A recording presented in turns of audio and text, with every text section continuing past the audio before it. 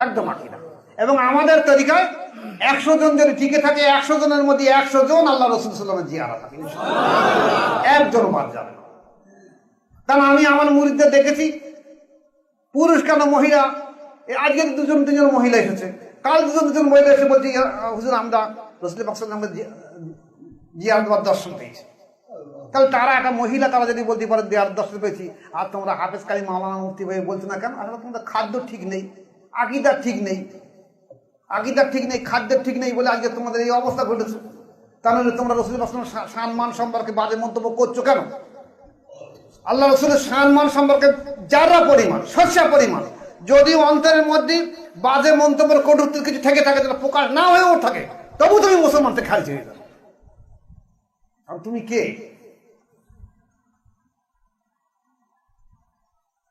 যে রসুলকে সৃষ্টি না করলে দুনিয়ার কি সৃষ্টি করবে তার সম্পর্কে তুমি